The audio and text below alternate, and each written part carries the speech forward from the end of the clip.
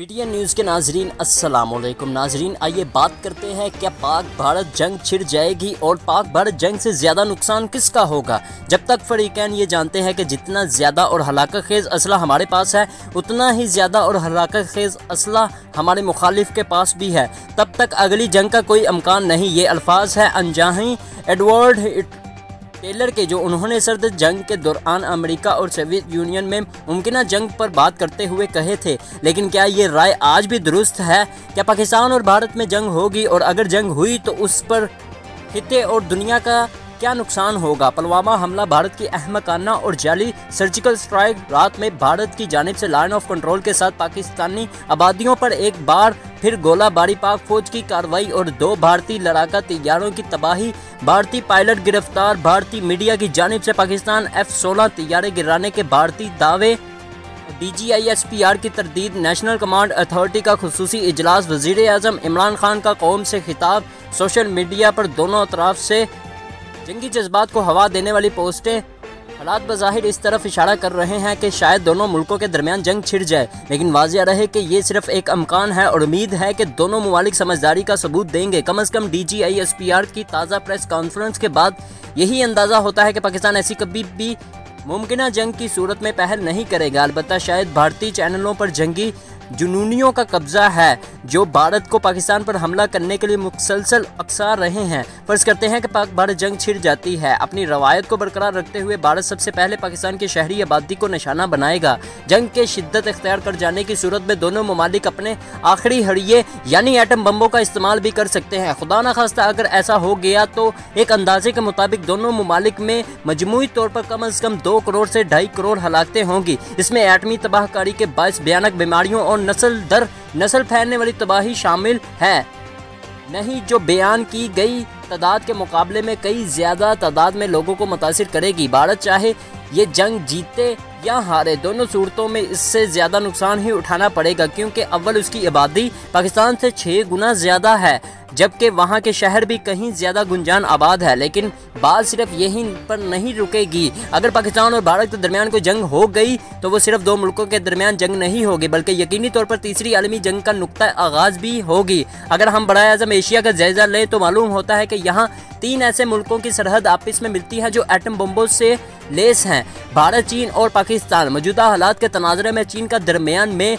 ना आना बहुत मुश्किल होगा। हमेशा की तरह इस बार भी अमेरिका भारत ही का साथ देगा और मुख्तलिफ हरबों से पाकिस्तान को कमज़ोर करने की पूरी कोशिश करेगा। इस मकसद के लिए वह मशरिक़ वस्ता में अपने हरीफ ममालिक से भी मदद लेगा। ईरान और अफगानिस्तान दोनों ही भारत के हमायती बनेंगे और तमाम अतराफ से दबाव डालकर पाकिस्तान को सफ़ाई हस्ती से मिटाने में भारत का साथ देंगे।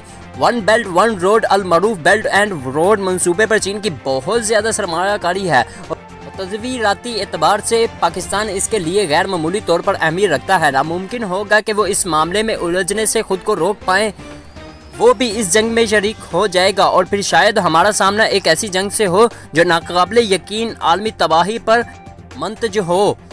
ज़रूरी नहीं कि सारी की सारी दुनिया ख़त्म हो जाए, लेकिन फ़िलहाल इस तबाही का तस्वुर भी नहीं किया जा सकता। लेकिन ये भी तो हो सकता है कि पाकिस्तान और भारत के दरमियान जंग ना हो और मौजूदा हालात का सबब कुछ और हो। तो ऐ मेरे प्यारे नाजरीन, गुजारिश है कि ज़्यादा परेशान ना हो। कुछ रोज़ ये धमा चौकड़ी रहेगी और भारत में इंतखाबात के बाद सन्नाटा छा जाएगा।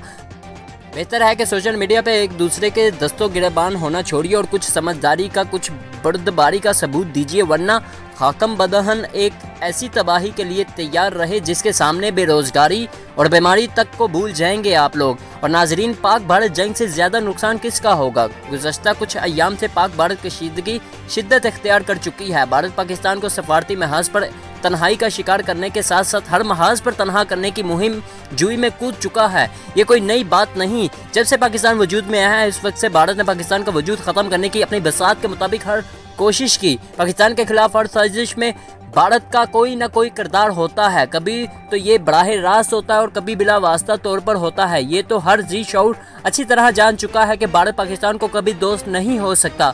बेवकूफ़ दोस्त से समझदार दुश्मन बेहतर ऑप्शन होता है। लगता ऐसा ही है कि भारत पाकिस्तान को अब बेवकूफ़ दोस्त बनने का आर्जूमंद होने के साथ साथ मकार दुश्मन भी है, जिसे पाकिस्तान खूब समझता है। कंट्रोल लाइन पर लड़ी जाने वाली कारगिल जंग में भारत का नुकसान पाकिस्तान से ज़्यादा हुआ था, लेकिन भारत ने इससे सबक नहीं सीखा और पाकिस्तान को ख़त्म करने का कोई मौका हाथ से जाने नहीं देता। भारत जान चुका है कि पाकिस्तान एक ना ख़त्म होने वाला दुश्मन और एशिया में मेरी राह में सबसे बड़ी रुकावट है। मंगल के दिन इंडिया ने जो दरअंदाजी उस पर कौम मायूस थी और नदामत के बादल कौम पर मंडला रहे थे। मैं यही समझ रहा था कि पाकिस्तान कोई जवाबी कार्रवाई नहीं करेगा और मामूल की तरह हर कुछ होता रहेगा। कहते हैं कि जो गुंसा लड़ाई के बाद याद आए उसे अपने मुंह की जीनत बना लेना चाहिए, लेकिन हुआ इसके बरअक्स। पाकिस्तान ने एक शानदार जवाबी कार्रवाई की जिससे अस्करी और गैर अस्करी कुव्वतों के हौसले बुलंद हुए और पाकिस्तानी कौम एक बार फिर कहते हुए तिल मिला उठी पाक फौज को सलाम। ये जो कार्रवाई की गई है ये भारत की दरअंदाजी का एक जवाब लगता है। अब जो पाकिस्तान ने सरप्राइज देना है उसका फैसला अस्करी और सियासत क़यादत ही बेहतर तौर पर करेगी। बहरकैफ मैं ये समझता हूँ कि भारत को इसकी आवाज़ में जवाब देना ही बेहतर, ताकि भारत के पागलपन को लगाम दिया जा सके। वैसे भी 5 गुना बड़े दुश्मन से खुद पंगा लेना अच्छे ऑप्शन नहीं है, लेकिन अगर दुश्मन खुद पंगा ले तो उसका जवाब दुगना होना जरूरी है और यही चीज़ भारत के लिए सबक बनेगी। अब सवाल यह है कि भारत क्यों ऐसा कर रहा है। एक जवाब तो सादा सा समझ लें कि भारत में इलेक्शन का समा है और इलेक्शन के समा में भारत का ऐसा रवैया रवायती और तारीखी इसकी गवाह है। दूसरा जवाब यह है कि पाकिस्तान में कामयाब CPEC सरमायाकारी, अफगानिस्तान के साथ बढ़ते ताल्लुकात, सियाहत का फ़रोग, अमन अमान की तरफ बढ़ते हालात, क्रिकेट की वापसी, भारत एजेंसियों की पाकिस्तान में नाकामियाँ और सिख घरानों का पाकिस्तान के हक में होना भारत को हजम नहीं हो रहा और ये सब इसे बौखलाहट का शिकार बना रहे हैं, जिससे भारत अपनी होशो हवास खो रहा है और समझ नहीं पा रहा कि हम क्या कर रहे हैं। ऐसे में भारत अपनी बेवकूफ़ी के अश्कार निखार रहा है और पाकिस्तान को माशी तरक्की से रोकने के लिए तरह तरह के हरबे इस्तेमाल कर रहा है। पाकिस्तान कई सालों से हालात जंग में है और एक नई जंग पाकिस्तान के हालात पर ज़्यादा असरअंदाज नहीं होगी। पाकिस्तान ये हकीकत भी जानता है कि मेरे पास खोने को कुछ है भी नहीं और भारत इस जंग में बहुत कुछ खो लेगा, क्योंकि हालात जंग में सरमायाकार अपना सरमाया मार्केट से उठा लेते हैं और नए सरमायाकार आते नहीं। पाकिस्तान में वैसे भी इतनी सरमायाकारी नहीं और भारत में बहुत सरमायाकारी। इस जंग से भारत में सरमायाकारी को बड़ा धचका पहुंचेगा और फिर भारतीय माशियत कमज़ोर पड़ती जाएगी और नतीजा ये होगा कि उस जंग का मुआशी तौर पर ज़्यादा नुकसान भारत को होगा। इसलिए भारत भी ये नहीं चाहता कि जंग हो।